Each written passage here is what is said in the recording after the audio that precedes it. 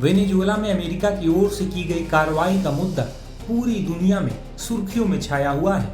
America के इस action के बाद कई देशों ने खुलकर इसका विरोध किया है। वहीं इस बीच यूएनएससी यानी संयुक्त राष्ट्र सुरक्षा परिषद ने इमरजेंसी मीटिंग बुलाने का फैसला किया है।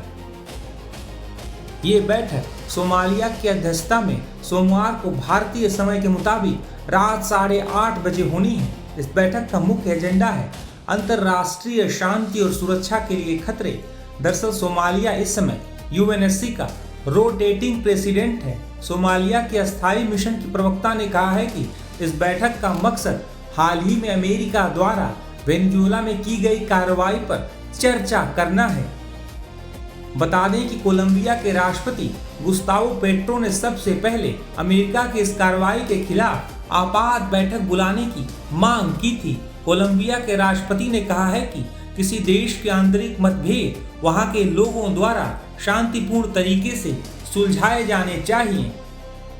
इस घटना के बाद संयुक्त राष्ट्र महासचिव एंटोनियो गुटेरेस ने गहरी चिंता जताई है। उन्होंने चेतावनी देते हुए कहा है कि इस तरह की कार्रवाई पूरे क्षेत्र के लिए गंभीर परिणाम पैदा कर सकती है। दरअसल जिस तरह से अमेरिकी फोर्स ने निकोलस मादुरो और उनकी पत्नी सिलिया को पकड़ा है और उन्हें अमेरिका लेकर गए हैं, उसके बाद कई गंभीर सवाल उठ रहे हैं। वहीं इस पूरे मामले पर जानकारों का क्या मानना है, सुनिए। देखिए, अमेरिका ने और उसकी खास तौर पे डेल्टा फोर्स ने जिस तरह से जाके वेनेजुएला में वहां के प्रेसिडेंट को बंधक बनाकर वापस लाया है, इससे कई सारे सवाल पैदा हो गए हैं।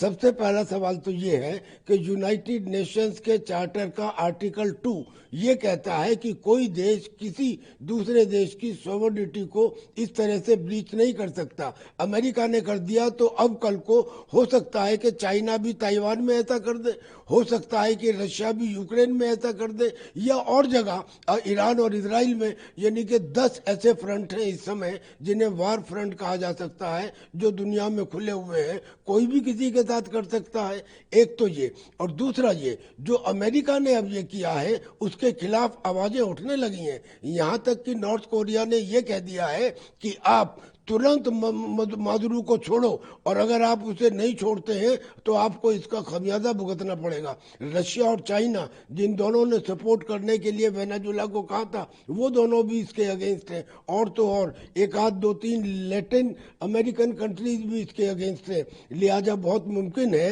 कि एक थर्ड वर्ल्ड वार की शुरुआत हो जाए, क्योंकि चाइना, रशिया और ईरान ये तीन तो पहले से ही अपना मन बना चुके हैं एक न्यू वर्ल्ड ऑर्डर का, जिसकी शुरुआत हो गई थी 2024 में ब्रिक्स की जो समिट हुई थी कजान में रशिया के अंदर, और बाद में उसमें एक और डायमेंशन ऐड हो गई थी जब पिछले साल चाइना के अंदर पुतिन ने, जी जिनपिंग ने और मोदी ने हाथ मिलाया था। यानी कि ये एक एक्सप्लोसिव सिचुएशन है जो एक बैड टर्न यानी कि थर्ड वर्ल्ड वॉर की बिगिनिंग भी मानी जा सकती है। सर, रशिया अमेरिका के साथ खड़ा था, कुछ दिन पहले उनकी बातचीत हुई थी, अब रशिया और अमेरिका दोनों आपस में आमने सामने खड़े।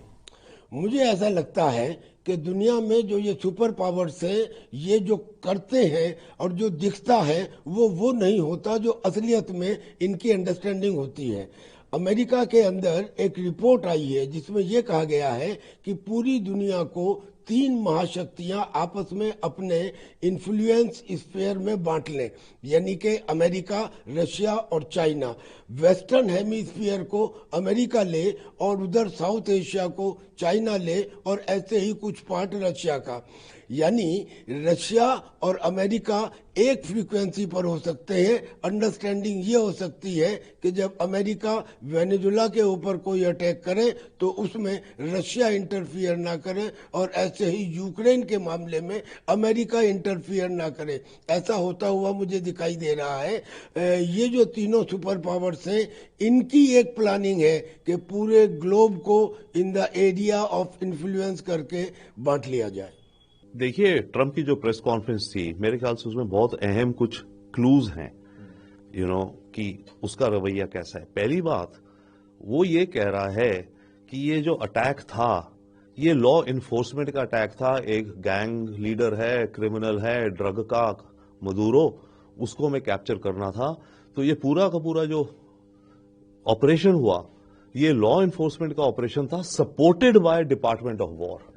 कि डिपार्टमेंट ऑफ वॉर जो डिपार्टमेंट ऑफ डिफेंस उनका है कि उन्होंने सपोर्ट किया और लॉ इन्फोर्समेंट गई। और ये हुआ भी उस ऑपरेशन में आर्मी, सोल्जर्स, डेल्टा फोर्स के अलावा लॉ इन्फोर्समेंट यानी कि FBI के कुछ एजेंट्स भी थे, ताकि कागजी कार्रवाई करने को कि हम इसको पकड़ के अरेस्ट करके ला रहे हैं। वन दूसरा जो दिखा, बार बार इसकी प्रेस कॉन्फ्रेंस में इसने कहा वेस्टर्न हेमिस्फेयर, हमारा हेमिस्फेयर, यानी कि ये जो वेस्टर्न हेमिस्फेयर है और जो नीचे जो लैटिन अमेरिका के देश हैं सारे, ये अमेरिका की अब कंप्लीट डोमिनेंस में इनको रहना पड़ेगा और रहना चाहिए।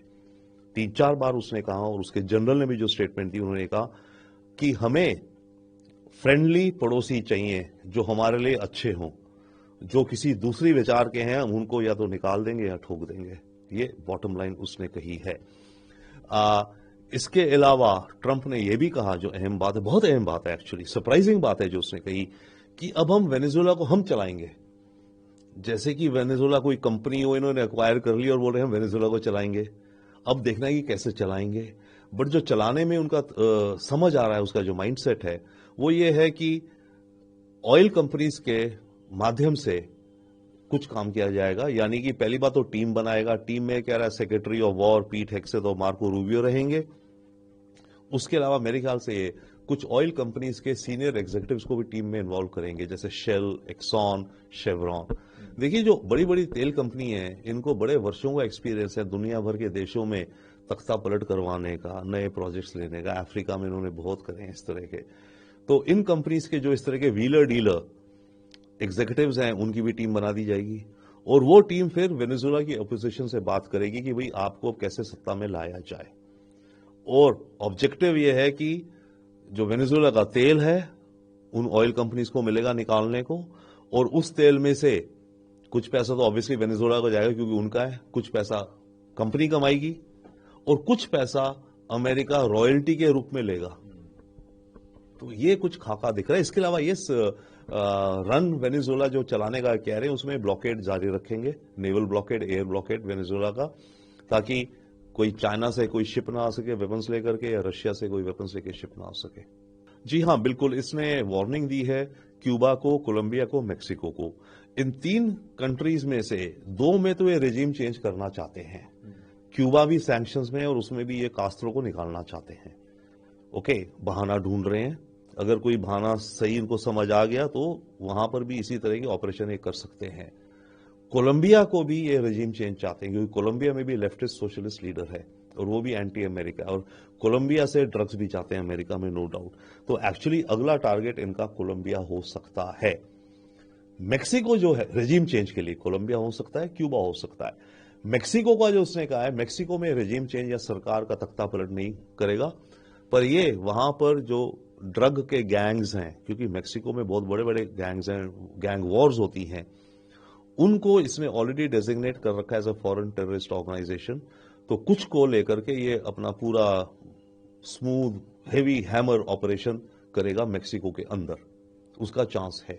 क्योंकि ये दिखाएगा अब मैं कि पूरे अपने बैकयार्ड से ड्रग के जो भी सोर्सेज हैं उनको मैं खत्म कर दे रहा हूं।